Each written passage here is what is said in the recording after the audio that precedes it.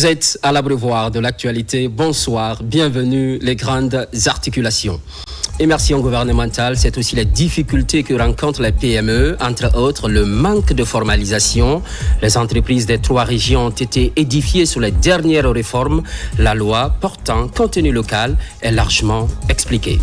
Décharge de la minière, principal dépôt d'ordures de la capitale, et c'est pour les 1200 tonnes de déchets produits chaque jour à Conakry. Depuis un bon moment, le site est envahi et surchargé. Les riverains sont exposés. C'est le grand format de cette édition. Destination Côte d'Ivoire, Festival de musiques urbaines d'Anoumabo. La Guinée est pays invité d'honneur. L'événement est prévu du 15 au 20 avril prochain. Une conférence de presse est initiée pour annoncer les couleurs de l'événement. C'est tout pour les titres. Une fois de plus, bonsoir. Le nouveau représentant du PNUD à la rencontre du président du CNT pour sa première visite au Conseil national de la transition. Il fait savoir ses nouvelles orientations et réaffirme en même temps son engagement à soutenir le développement socio-économique de la Guinée. Robert Siditolno, compte rendu. C'est un entretien sous fond de bonne collaboration et de bons partenariats entre la République de Guinée et le Programme des Nations Unies pour le développement PNUD que le président du CNT, Dr Dansa Kourouma, a eu avec le nouveau résident du PNUD en Guinée. D'autres questions liées aux opportunités d'investissement dans plusieurs secteurs socio-économiques en Guinée ont été abordées. À l'issue de l'entretien, le nouveau représentant de l'agence onusienne en Guinée a exprimé sa satisfaction avant de promettre l'établissement d'un partenariat fécond entre son agence et la République de Guinée. Je suis venu ici pour faire 2 choses. Visite de courtoisie auprès du président de CNT et bien sûr réitérer la collaboration qui existe entre le CNT et le PNUD, ainsi que manifester mon totale adhésion fait à ce qu'on puisse porter cette collaboration à un niveau supérieur.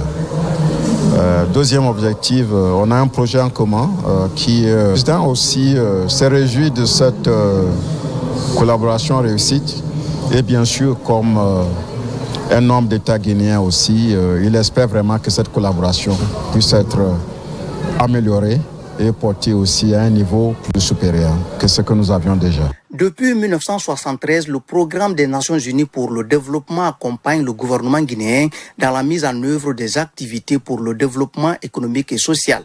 Dans le but de renforcer cet appui, Dr Dansa Kourouma a, au nom de son institution, appelé le nouveau représentant du PNUD en Guinée à accompagner activement le pays dans sa mise en œuvre des stratégies d'investissement, en particulier dans le domaine de l'éducation, la santé, la bonne gouvernance, ainsi que dans l'amélioration des conditions de vie des populations à la base. La mission du FMI au palais de la Colombe chez le Premier ministre, chef du gouvernement, elle est introduite par le ministre de l'Économie et des Finances. Le renforcement du partenariat est évoqué. La mission promet d'œuvrer aux côtés de la Guinée pour son développement. Après les échanges, des questions sont soulevées.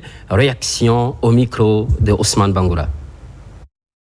La mission a présenté au Premier ministre chef du gouvernement les actions préalables qui sont nécessaires à la réalisation de ce programme. Parmi lesquelles il y a des actions importantes qui concernent la mise en œuvre du prix de référence de la bauxite, parmi lesquelles nous pouvons citer également l'établissement d'un calendrier pour le recouvrement des arriérés de dettes fiscales. Et donc globalement, c'était une retrouvaille d'orientation et qui pourra nous permettre de mener des discussions les plus saines à l'effet, en tout cas, de finaliser définitivement ce programme. L'idéal, c'est de le présenter au plus tard, au 1er mai, en conseil d'administration du FMI, après lequel nous aurons le résultat éventuel d'une conclusion de ce programme qui va être dans une optique triennale de 3 ans et qui va aboutir à une facilité élargie de crédit. Et donc, avec des revues trimestrielles ou semestrielles, selon les discussions et selon les conclusions qui seront mentionnées dans les mémorandums de politique économique. Et potentiellement, le dit programme va intégrer des aspects environnementaux, et ce qui permettra aussi au pays d'aller vers aussi un appui au titre de la facilité de résilience et de durabilité et qui permettra aussi au pays donc de bénéficier là aussi des décaissements non moins importants et qui viendront donc en appui de ces efforts sur l'équilibre de la balance de paiement. La délégation du FMI est ensuite reçue au ministère de l'économie et des finances, occasion pour le patron de présenter la note sur le récent progrès économique de la Guinée. Les négociations se poursuivent également. Elles pourront déboucher sur un nouveau programme économique et financier avec la facilité élargie de crédit. Mamadi Gassama. La Guinée, dans la perspective d'un nouveau programme économique et financier appuyé par la facilité élargie de crédit. Pour y parvenir, elle est appelée à répondre à un certain nombre d'actions préalables, d'où cette rencontre de négociations avec les autorités guinéennes et la mission du Fonds monétaire international. C'est le troisième programme économique et financier que la Guinée ambitionne mettre en place. Ça augure des perspectives, ça donne déjà la crédibilité, ça rassure parce que c'est la ligne, c'est la trajectoire de l'autorité de Guinée, le président, qui veut de la transparence, de la redevabilité et de la discipline dans la gestion des deniers publics. D'autres points liés à la revue de la facilité de crédit rapide concernant l'appui du FMI au titre de l'incendie du dépôt pétrolier de Kaloum sont aussi à l'ordre du jour. L'objectif de cette mission, c'est de faire le pilotage de l'aide d'urgence qu'on a donnée au pays dans les mois de mai de l'année passée. Et nous sommes en train de discuter comment que les fonds ont été employés. Et aussi, nous sommes ici pour continuer les négociations du programme de soutien avec le FMI que les autorités ont demandé. Et nous sommes ici pour appuyer les autorités sur le plan, leur agenda de réforme. Ces négociations font suite à une requête du gouvernement guinéen. Cette mission devrait donc permettre de clore les discussions et définir un mémorandum de politique économique qui va servir de base des revues périodiques. Diplomatie, audience accordée à l'ambassadeur de la Hollande en Guinée, entretien au cours duquel la situation des relations entre les deux pays est présentée. D'autres questions d'ordre politique se sont invitées, notamment la nouvelle constitution et les futures élections. Makemedonzo. Au menu de cette rencontre, des questions de coopération bilatérale, mais aussi un entretien politique. L'ambassadeur extraordinaire et plénipotentiaire des Pays-Bas en Guinée a exprimé au chef de la diplomatie guinéenne son désir de consolider le pont Conakry-Amsterdam et d'avoir une lecture actualisée de la refondation en cours. La Guinée et la Hollande ont une amitié solide et cette audience accordée à l'ambassadeur Carmel Hagenarts est l'illustration de la belle amitié entre les deux pays. Monsieur le ministre et moi, on a échangé sur nos relations excellentes entre nos deux pays, qui est confirmée avec la connaissance du ministre de notre pays, mais aussi avec le président qui a vécu il y a longtemps chez nous. Donc ça crée des liens forts entre nos deux pays. On a parlé aussi des questions économiques, le partenariat économique qu'on a ici avec la Guinée, surtout dans le domaine maritime, dans les infrastructures aussi. On a parlé des questions politiques aussi, bien sûr, avec le récent développement dans le pays et nos ressortissants qui sont ici. C'est toujours un grand plaisir. Elle était là pendant la présentation de cette lettre de créance et elle a développé quelques relations avec le chef de l'État. Et nous avons donc parlé de la visite prochaine du chef de l'État aux Pays-Bas. On va voir ça par voie diplomatique. Et je les ai félicités pour leur intervention dans le domaine économique aussi, comme elle l'a dit, madame. Les 5 ponts à Conakry et au-delà, beaucoup de choses à faire. On a parlé aussi des questions politiques, comme madame l'a dit. J'ai fait une présentation rapide de la situation politique. Et aujourd'hui, le pays est calme, apaisé, mobilisé pour le développement. Sur les questions précises autour de l'actualité nationale, le ministre des Affaires étrangères répond sans ambiguïté que 2025 est une année centrale pour la République de Guinée. Une année qui verra le peuple s'exprimer par référendum sur la nouvelle constitution. Je parlais de la constitution qui est prête et tout. Après, nous allons passer aux élections, particulièrement l'élection présidentielle et le reste. Et puis, j'ai mis l'accent sur le fait qu'aucun Guinéen ne sera exclu de la participation dans la vie politique, y compris le chef de l'État actuel. Donc le chef de l'État qui est déjà sur le chantier, et j'ai expliqué tout cela. Et je crois que nous avons une convergence de vues, c'est qu'il faut aller vers un développement, vers le bonheur pour les populations. Et ce pays est en train de travailler avec la Guinée dans ce sens-là. Nous respectons tout ce que nous avons sur le plan international et nous souhaitons aussi que sur le plan international, qu'on respecte nos choix. Le ministre a expliqué à Madame l'ambassadeur des Pays-Bas que ce sont les populations elles-mêmes qui ont décidé de présenter la candidature du chef de l'État, le général d'armée Mamadi Doumbouya. Une adhésion collective autour des actes posés par le chef de l'État depuis le 5 septembre 2021.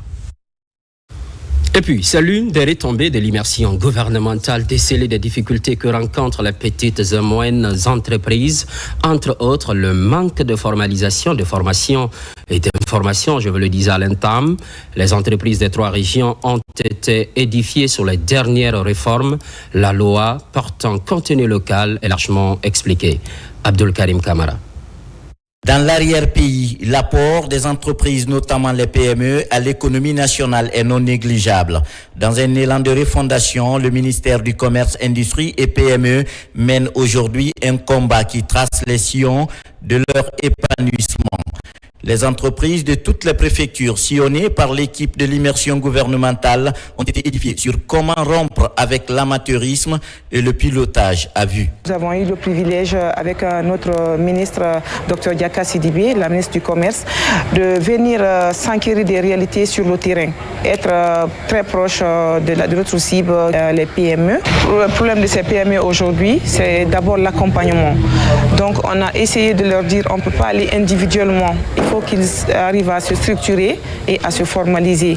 Face à ces PME, l'équipe de l'immersion du ministère du Commerce, Industrie et PME s'est aussi prêtée à un exercice de vulgarisation doublé de sensibilisation sur la loi portant contenu local. Mais au cœur de toutes ces rencontres, l'accent est mis sur la compétitivité à travers la qualité. Ils nous ont beaucoup élucidé sur le contenu local et tous les avantages pour nous, les entrepreneurs à la base. Donc cela nous motive de plus de prendre notre destin en main et de donner à fond ce que nous sommes en train de faire dans nos entreprises, dans nos PME. Dans chaque ville, le constat révèle que ces entreprises ne sont pas informées sur les réformes engagées devant leur permettre d'être performantes. Les mesures d'accompagnement du département, déjà, c'est l'accès à l'information qui se fait à travers ces différentes campagnes de sensibilisation par la Direction nationale des PME du contenu local et aussi des formations aujourd'hui qu'on peut offrir à ces PME afin de s'épanouir dans leur secteur d'activité et aussi les accompagnements financiers qui sont au niveau du fonds de développement industriel et des PME qui sont disponibles au niveau du département. L'équipe de l'immersion n'a pas manqué de rappeler à ces PME de remonter désormais leurs problèmes au service déconcentré du ministère du Commerce, Industrie et PME qui, à leur tour, doivent agir en synergie. Pendant ce temps, à Mandjana, un ouvrage de franchissement vient d'être inauguré. L'accès au marché devient de plus en plus facile. Le désenclavement se renforce. Les populations bénéficiaires manifestent leur reconnaissance. Fodé Camara. À plus d'une centaine de kilomètres de Mandjana, un pont de 40 mètres linéaires remplace un ouvrage de franchissement d'un autre âge. Cette passerelle intercommunautaire est inaugurée par Félix Lama, le ministre de l'Agriculture et de l'Élevage. Un ouvrage qui vient faciliter l'accès au périmètre de production pour rapprocher les circuits de commercialisation. Quand on sait les difficultés que ces populations avaient avant la réalisation de ce pont, nous ne pouvons que nous en réjouir et féliciter le président de la République, chef de l'État, qui a instruit que nous faisions en sorte que toutes les populations au niveau rural bénéficient aussi des retombées de la gestion et de sa gouvernance. Et c'est pourquoi nous sommes ici aujourd'hui à plus de 900 km de Conakry pour toucher du doigt les réalités et enfin inaugurer ce pont de 40 mètres linéaires qui est un véritable ouf de soulagement parce qu'avant les populations traversaient sur des ponts de fortune en bois avec tout le risque que cela pouvait représenter pour leur sécurité, pour leur vie.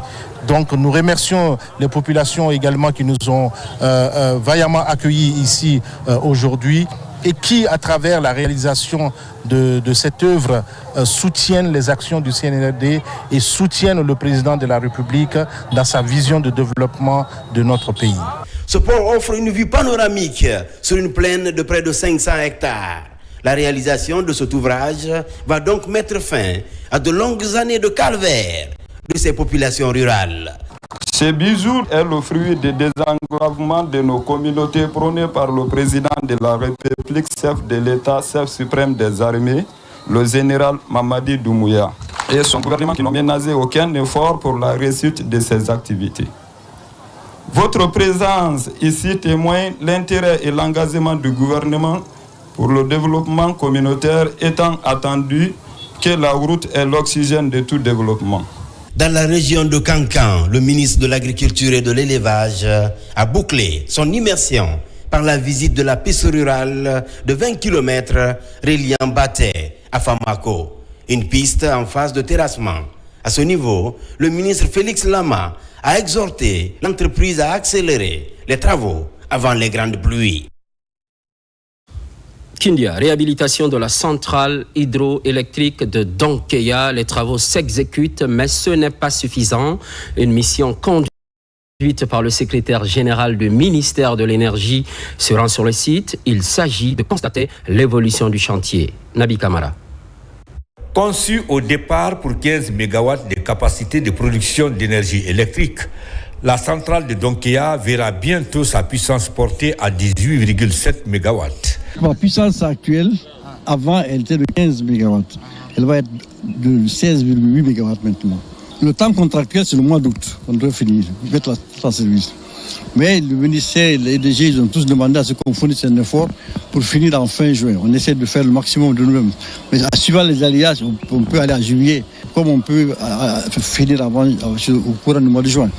Les travaux sont en cours. Ils portent sur la réhabilitation de cette centrale hydroélectrique par l'entreprise indienne Robustar. Ce week-end, le secrétaire général du ministère de l'Énergie, de l'Hydraulique et des Hydrocarbures était sur le chantier en compagnie de son homologue de la fonction publique et plusieurs autres personnalités de l'État. C'était pour s'enquérir de l'état d'avancement des travaux ici à Donkeya. Avec ce qu'on a vu, moi j'étais là il y a 1 mois et demi. Et je pense que l'avancement va vraiment très très bien et que les problèmes logistiques sont déjà derrière nous. Je pense que finir au mois de juin, c'est faire très très bien à EDG et à l'ensemble de la population parce que c'est une énergie supplémentaire qu'on va avoir.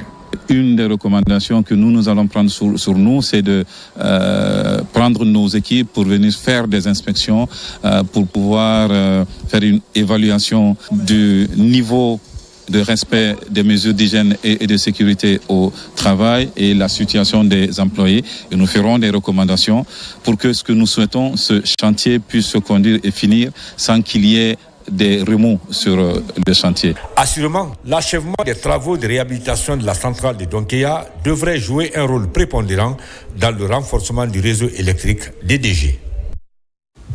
Par ailleurs, la plage de Tayaki attire de nombreux visiteurs. Malheureusement, ce lieu de loisirs devient progressivement le refuge des immondices comme les sachets plastiques. Les bonnes volontés se retrouvent pour assainir cette plage logée dans la commune de Symphonia. Aboubakar Diaby. La pollution de l'environnement constitue une problématique qui interpelle plusieurs structures sectorielles publiques.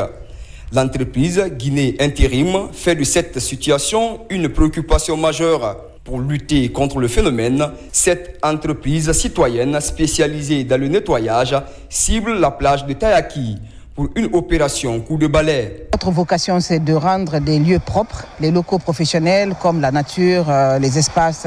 Nous aimons les espaces verts. Nous nous inscrivons dans la promotion de l'écologie, de la protection de l'environnement. Nous aimons beaucoup la plage de Tayaki, le village de Tayaki que nous sommes venus visiter. Mais nous avons constaté que c'était assez sale. Il y avait beaucoup de déchets, surtout des déchets plastiques que nous savons très néfastes pour l'environnement. Par cette action, Guinée Intérim s'inscrit dans la promotion de l'écologie et la protection de l'environnement. Cette activité vise à débarrasser la plage de Tayaki des immondices, notamment les sacs plastiques. Cette action s'inscrit dans le cadre de la célébration des 20 ans d'existence de l'entreprise sur le terrain. Nous avons voulu marquer le coup en posant un acte citoyen. Ce n'est pas la première fois. Nous avons décidé d'offrir des poubelles à la plage. Et le message que nous voulons faire passer à la jeunesse, à tous ceux qui fréquentent la plage de Tayaki, c'est de leur demander de maintenir les espaces propres. Comme on dit, nettoyer c'est bien, mais ne pas salir c'est mieux. On ne s'arrêtera pas, c'est notre métier. Nous allons continuer, nous allons identifier d'autres endroits où nous irons faire la même chose. Vraiment, notre objectif, c'est que les Guinéens puissent vivre dans un environnement sain. Cette opération réjouit les visiteurs de cette plage très fréquentée. Des messages sont véhiculés sur le maintien en bon état de cette plage située dans la commune de Sonfonia. De l'assainissement, cap à présent sur la décharge de la minière, principal dépôt d'ordures de la capitale, et c'est pour les 1200 tonnes de déchets produits chaque jour à Conakry. Depuis un bon moment, le site est envahi et surchargé, les riverains sont exposés. Peut-on parler de vie saine pour une bonne santé? Les solutions durables sont-elles envisagées? Autant d'interrogations. Réponse dans ce grand format, signé Mamadou Alpha Baldé. Elle fume jour et nuit, 24 heures sur 24, toute l'année.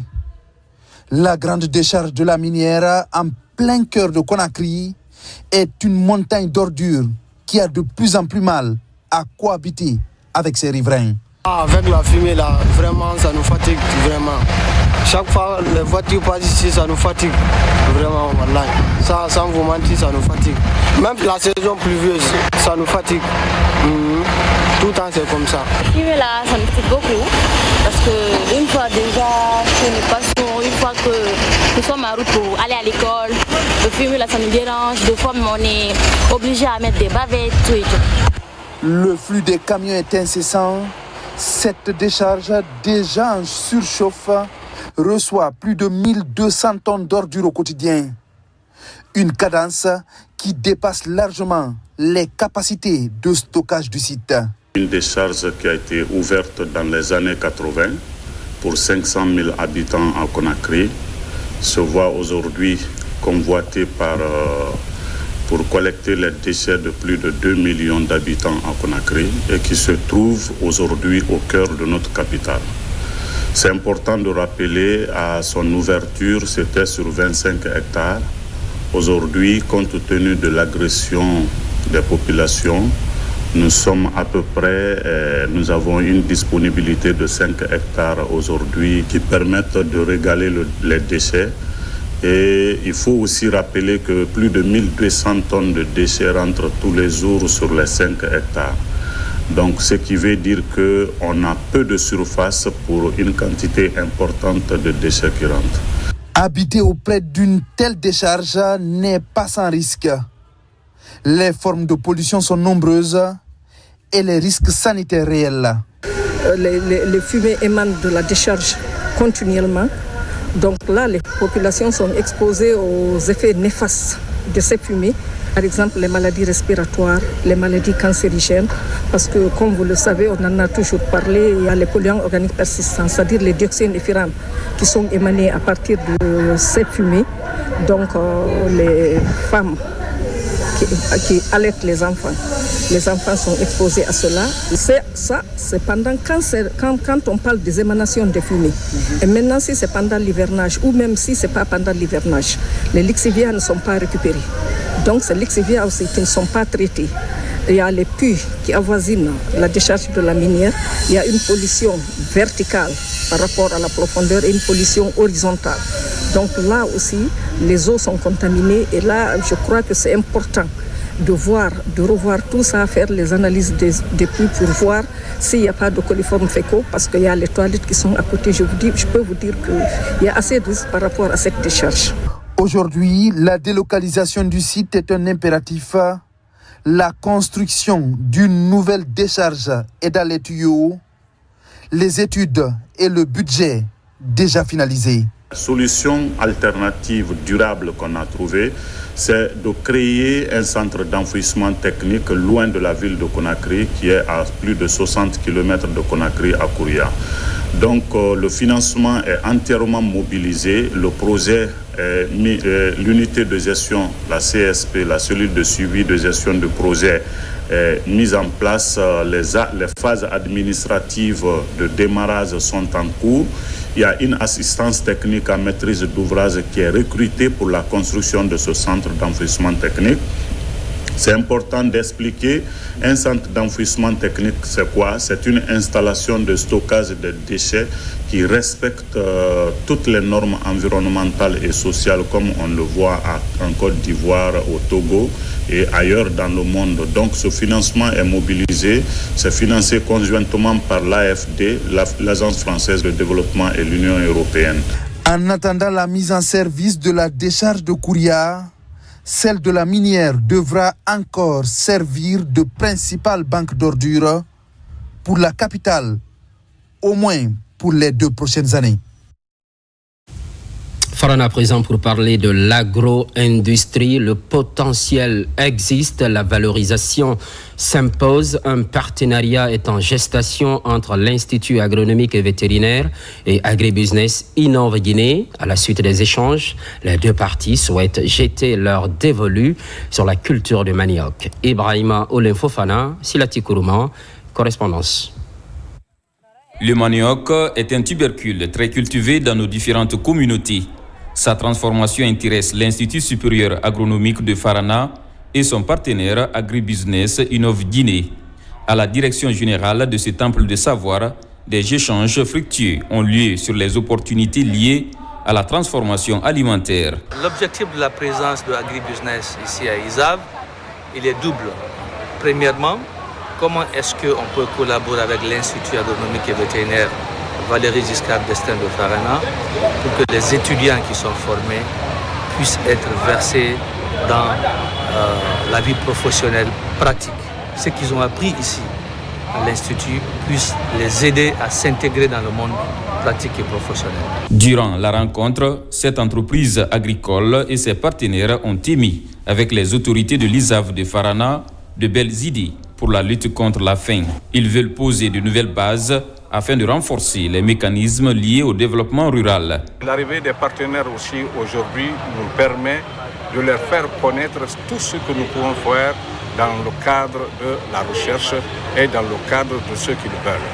Ici, nous leur avons ouvert la porte et nous leur avons montré ce que nous pouvons faire en agriculture, ce que nous pouvons faire en élevage, ce que nous pouvons faire dans l'agroforesterie et aussi dans les eaux et forêts. Les 2 partenaires comptent désormais promouvoir les produits locaux en favorisant la formation et la création d'emplois pour les jeunes. Sur les différents ports minéraliers de Guinée, une mission de prospection, c'est à l'actif de la direction générale du Conseil guinéen des chargeurs pour dire à tous les opérateurs miniers qu'il existe désormais le bordereau électronique des suivis des cargaisons. La sensibilisation est privilégiée. Abraham Christophe Conté. C'est une mission conjointe de prospection dans les différents ports minéraliers de Guinée. Elle est initiée par le Conseil guinéen des chargeurs. À côté, le Bureau des évaluateurs de quantité et de la qualité des minerais à l'exportation. Première étape, la préfecture de Bofa.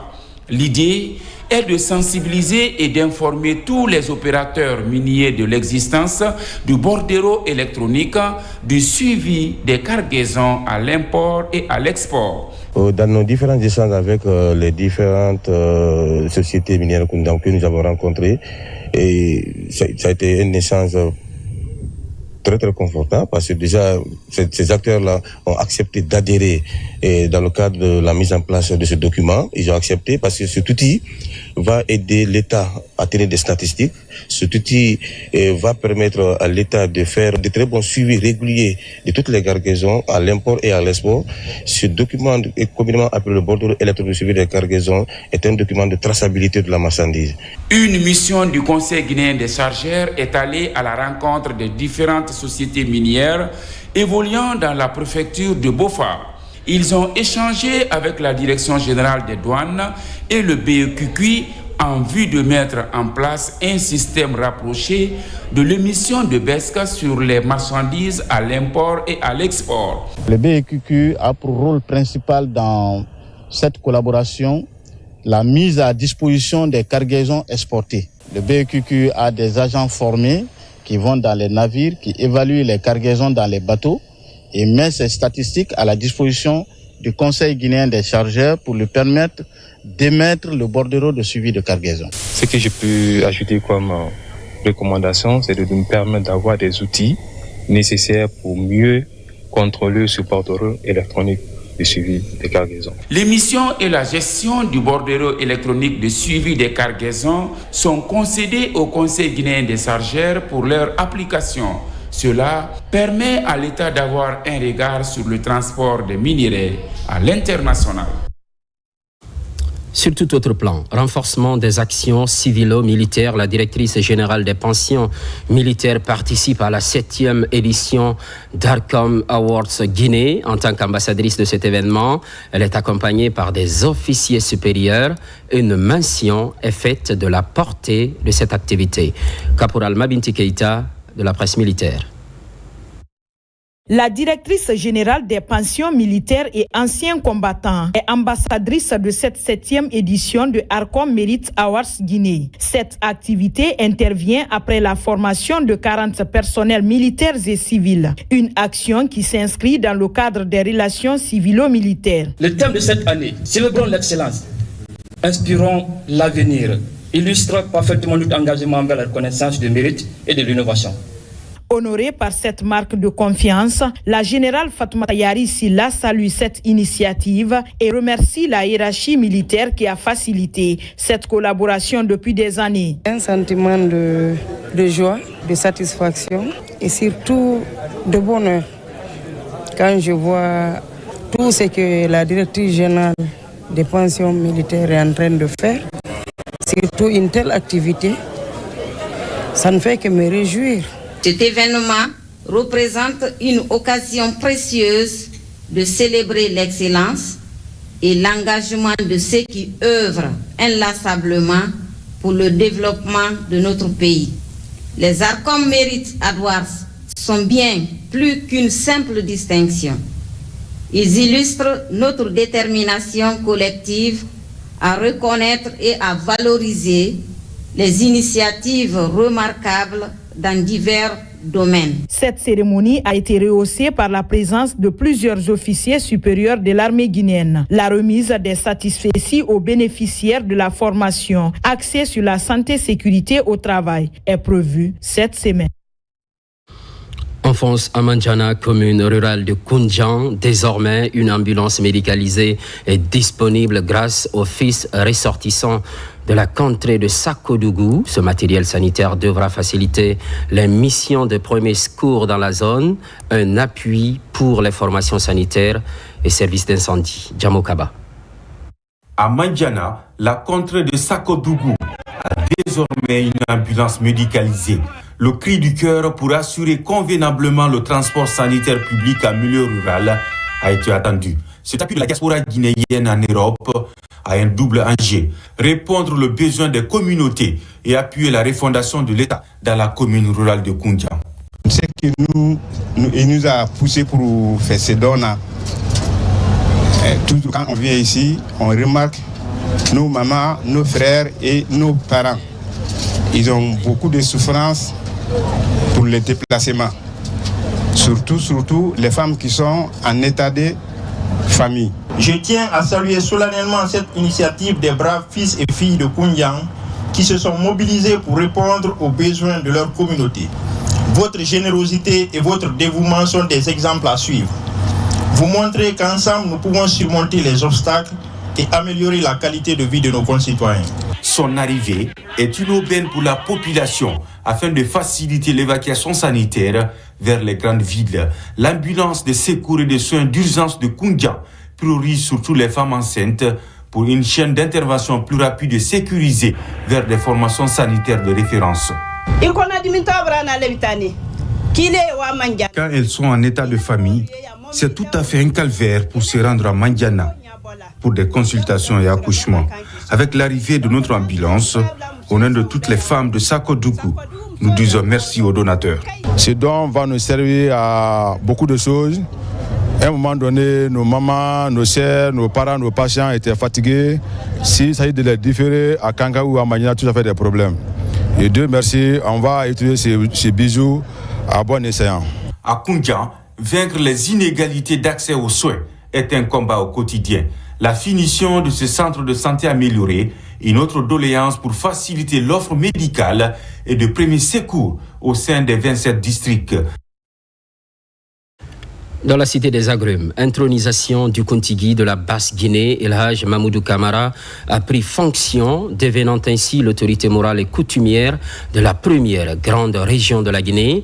Il succède El Hadj Serouna Souma, récemment décédé. Yaya Silla, compte rendu. Symbole du pouvoir dans la société traditionnelle africaine, cette canne est désormais tenue par El Hadj Mamoudou Camara. Intronisé ce dimanche 23 février 2025 en présence des représentants des coordinations de 4 régions naturelles du pays. Le nouveau Kontigi de la Basse-Guinée a un rôle essentiel à jouer dans la gestion pacifique de la cité. Je ne peux que féliciter nos aînés parce que pour arriver à ce couronnement, il a fallu beaucoup de processus. Et il y avait eu des velléités de division. Mais grâce à la sagesse de nos aînés, on est arrivé à un point final. Et ce point final, ce point d'orgue, c'est le consensus sur un seul nom et on s'aligne tous derrière ce nom. Ce choix porté sur El Hadj Mamoudou Camara est un consensus de l'ensemble des érudits et autorités coutumières de la Basse-Guinée. Il bénéficie ainsi du soutien de ses pairs dans l'incarnation de l'autorité morale qu'il représente dorénavant. La Basse-Guinée, à travers les aînés, les femmes et les enfants, ont démontré leur grandeur en trouvant un consensus pour introniser El Hadj Mamoudou Camara comme Kontigi de la Basse-Guinée. On remercie les autorités au plus haut niveau, notamment le chef de l'État, le président de la République, tous les membres du gouvernement. C'est aussi de remercier tous les fils et filles de la Basse-Guinée. Donc cela nous donne vraiment la fierté, l'honneur, le bonheur et la satisfaction, ce que nous avons vu dans ces quelques jours. Nous avons travaillé pour que toute la Basse-Côte se mobilise à Kindia. Et c'est ce qui fut fait. Nous remercions tout le monde. Siégeant au quartier Tafori, dans la commune urbaine de Kindia, l'intronisation du nouveau Kontigi de la Basse-Guinée a mobilisé une foule en liesse dans la ville des agrumes. Une ambiance festive, témoin de la quiétude et de la paix dans la cité de Mangachindi Camara. Toujours dans l'actualité, entrepreneuriat féminin, 3 mois ont suffi pour le programme Femmes Actives Wonkeli de dérouler son agenda. Le programme est bouclé. Le contenu de cette première édition rappelé des acquis mis à la connaissance du département de la promotion féminine et des partenaires. Marie-Angélique Bangoura. C'est un programme dédié à la femme guinéenne, surtout celle qui évolue dans l'entrepreneuriat. À l'espace de 3 semaines, l'ONG Ella Consulting a pu mettre près de 30 femmes dans son programme de coaching, de mentoring et de formation, et chacune dans son domaine respectif. Ce programme dénommé Femmes Actives Wonkeli entend aider ces femmes à exceller dans leur secteur. Les formations ont été très très enrichissantes parce qu'on a appris pas mal de choses. Moi, il y avait beaucoup de choses qui me manquaient, mais à travers cette formation, on a eu beaucoup d'expérience. On nous a appris comment entreprendre, comment avoir l'esprit du leadership. Des panels sur le cheminement vers l'entrepreneuriat et les moyens d'obtention des subventions étaient au cœur de ces échanges. L'objectif des initiateurs est d'apporter un appui considérable à la couche féminine. Nous avons mis en place une grille d'évaluation sur la résilience, sur la qualité du business plan, la connaissance du projet, sur pas mal d'éléments. Et nous les avons évalués sur ces points-là. Ce qui fait que la femme, d'abord, se considère comme étant au second plan, c'est ce qu'elle n'est pas autonome. Que toutes les femmes n'ont qu'à voir dans quelle mesure elles peuvent être réellement dans une activité génératrice de revenus qui va la débarrasser de la dépendance. La mise en place de plans d'action concrets pour soutenir la création d'entreprises pour les femmes dans tous les secteurs est salutaire. Des initiatives comme celle de l'ONG Ella Consulting ouvriront aux femmes bénéficiaires des opportunités de levée de fonds. Au même moment, à Koya, dans le Grand Conakry, promotion de l'égalité des genres. Cela passe par la formation des apprenants afin de les aider à mieux appréhender les problématiques liées à la question du genre, une assistance des clubs UNESCO de Guinée et structures associées. Tabansila, Souleymane Kondé. L'Organisation des Nations Unies pour l'éducation, la science et la culture, UNESCO, fait de la promotion de l'égalité du genre une préoccupation majeure. C'est pourquoi les clubs UNESCO de Guinée et autres structures associées s'engagent à renforcer la capacité des apprenants autour de leurs droits et devoirs face à la problématique. L'un des mécanismes de cette promotion de l'égalité des genres, c'est justement une part de renforcement des capacités. C'est la conscientisation, c'est la sensibilisation, c'est l'éducation. Auprès des clubs et écoles associés, l'institution s'engage en faveur de l'égalité des genres en tant que question de droits humains et condition préalable au développement durable centré sur les personnes. L'une des priorités de l'UNESCO, c'est l'égalité des genres. Et les clubs UNESCO, les écoles associées, les chaires UNESCO, les villes apprenantes, et les commissions nationales s'appuient sur ces structures pour la promotion des idéaux de l'UNESCO. L'idée de telles formations dans les concessions scolaires est de permettre aux apprenants de mieux connaître leurs droits et devoirs, les missions de l'UNESCO, les objectifs de l'institution. Le gouvernement a pris toutes les dispositions justement pour lutter contre les inégalités, déjà entre l'homme et la femme. C'est l'équité maintenant, même au niveau du gouvernement, au sein même du gouvernement. Donc cela prouve à suffisance que nous sommes en train vraiment de lutter contre l'inégalité.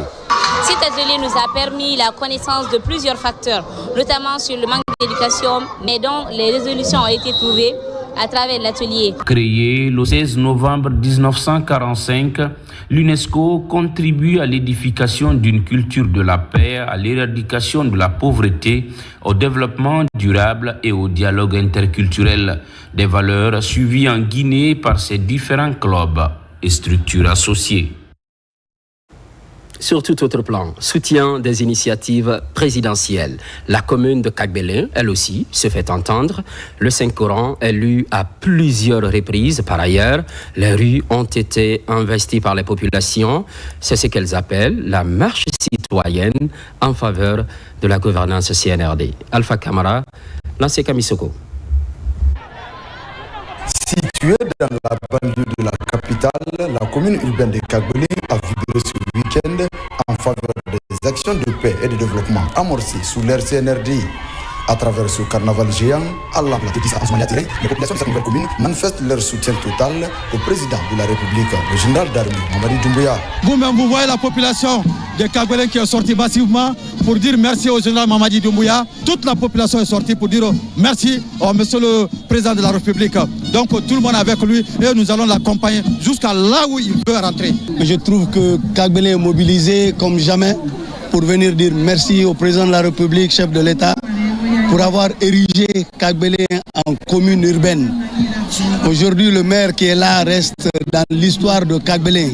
Nous venons, n'est-ce pas, soutenir Kagbelen dans cette dynamique.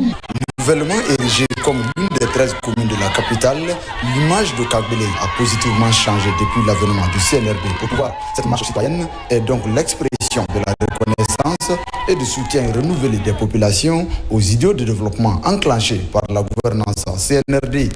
Nous ne sommes pas réunis ici aujourd'hui pour un discours programmatique, ni stratégique, ni politique, mais pour exprimer notre profonde gratitude et un soutien indéfectible aux idéaux de son Excellence, le Président de la République, chef de l'État, chef suprême des armées, le général Mamadi Doumbouya. Quand la population accompagne son président, quand la population accompagne son maire, quand la population accompagne son représentant, on le sent par la mobilisation. Nous nous disons merci parce qu'il a rapproché les administrés de l'administration. À la veille de cette marche citoyenne, les autorités coutumières de Kagbelen ont aussi organisé une cérémonie de lecture du Saint-Coran. À cette occasion, des prières et bénédictions ont été formulées pour le président de la République et pour le développement de la Guinée. Religion Dinguiraye, 8e édition de la Ziara, un rituel dans la ville sainte. Cette fois-ci, les érudits sont venus de divers horizons, 4 jours de retraite religieuse. C'est l'objectif, prier pour la quiétude sociale. Alpha Isiagaba. À Dinguiraye s'est déroulé la Ziara Lidoubé de la cité de El Hadj Oumar Tall. L'événement réunit tous les grands érudits du pays, chapelet, Coran en main. Les religieux font des prières pour le repos de l'âme de leurs divanciers. Lisent le Coran pendant un certain nombre de jours, les hadiths, les cantiques religieux, pour demander la grâce du bon Dieu afin que la paix soit entre nous. À cette Ziara Lidoubé de la ville sainte de Dinguiraye, les initiateurs ont aussi prié pour la paix et la quiétude sociale. C'est ce qui cadre avec la vision de la refondation prônée par le CNRD. Les communautés guinéennes venues de tous les horizons, avec toutes les confréries ou les 3 groupes sociaux de Dinguiraye, accompagnant cette prière pour Dinguiraye d'une manière singulière et pour la Guinée d'une manière générale, on ne peut être que content. Les doigts ont été formulés pour la paix, la prospérité et le respect. Ça s'est bien passé. Cette Ziara de 2025 est à sa 8e édition. Elle est hautement soutenue par les pouvoirs publics. C'est une tradition, cette Ziara, qui, ma foi, a été une réussite parce que les lectures portent sur la paix en Guinée, sur la santé et la prospérité de tous les fils et de toutes les filles. À leur tête, le général Mamadi Doumbouya, qui préside aujourd'hui aux destinées de notre pays. À cette Ziara Lidoubé de Dinguiraye, des délégations sont venues de tous les horizons pour partager ce moment de prière et de bénédiction. La cérémonie religieuse s'est déroulée pendant 4 jours, ici, dans la préfecture de Dinguiraye.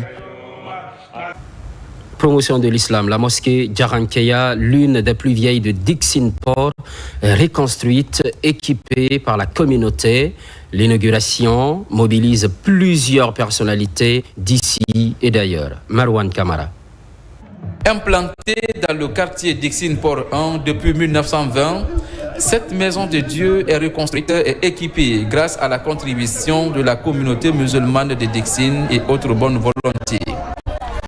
Une infrastructure religieuse qui répond désormais aux défis du moment et aux attentes des fidèles de cette localité. Elle est officiellement inaugurée pour permettre aux musulmans de s'acquitter convenablement de leurs devoirs religieux. C'est le moment solennel d'avoir une pensée pieuse pour nos devanciers qui ont eu cette initiative de créer cet espace de prière, d'éducation et d'enseignement de Saint-Coran. Une démarche pour propager l'islam et son prophète. Nous venons de loin. C'est l'effort conjugué de tous les frères, de toutes les communautés de Dixine.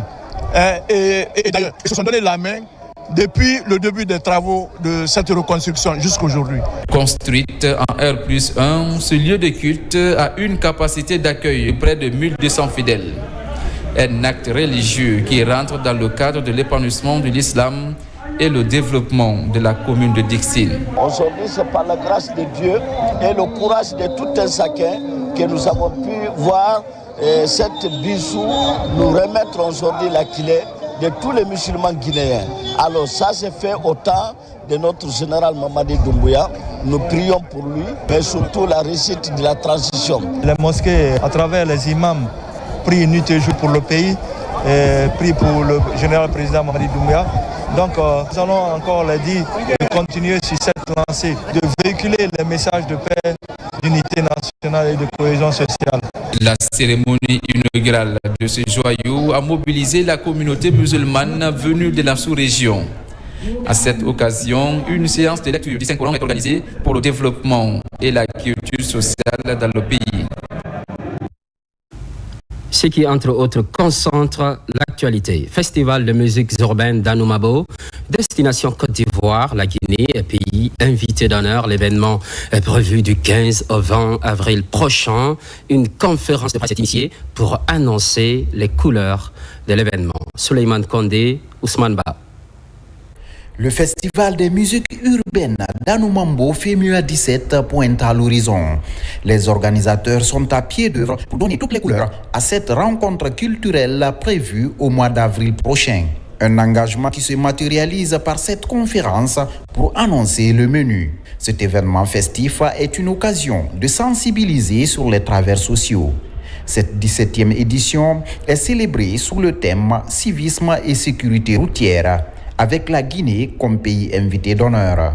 À l'occasion de cette édition du FEMUA, la délégation guinéenne sera composée d'hommes et de femmes de culture, de créateurs, d'artistes et d'exposants qui auront à cœur de partager avec le public ivoirien, africain et international l'essence même de notre patrimoine. La Guinée sera présente pour célébrer, échanger et enrichir l'histoire de ce festival, qui année après année s'impose comme une plateforme incontournable de l'expression culturelle africaine. La Guinée a l'honneur de la 17e édition justement de ce festival. Je pense que la culture guinéenne va s'exporter à Abidjan. Ce sera une opportunité pour tous les artistes de se faire connaître, mais aussi montrer le talent guinéen, et la culture guinéenne sera en lumière comme jamais. Le FEMUA 17 est un rendez-vous d'intégration et de partage pour raffermir les liens entre les peuples. C'est aussi une plateforme de visibilité pour promouvoir le potentiel culturel, artistique et touristique qui va profiter à l'ensemble des pays participants. La Guinée a des valeurs sur le plan touristique, sur le plan culinaire, sur le plan artisanal. Et surtout avec le projet Simankou, la Guinée vient de mettre en place, on s'est dit que ça pourrait être une aubaine pour aider encore à promouvoir la destination Guinée. Le festival des musiques urbaines d'Anoumabo FEMUA 17, c'est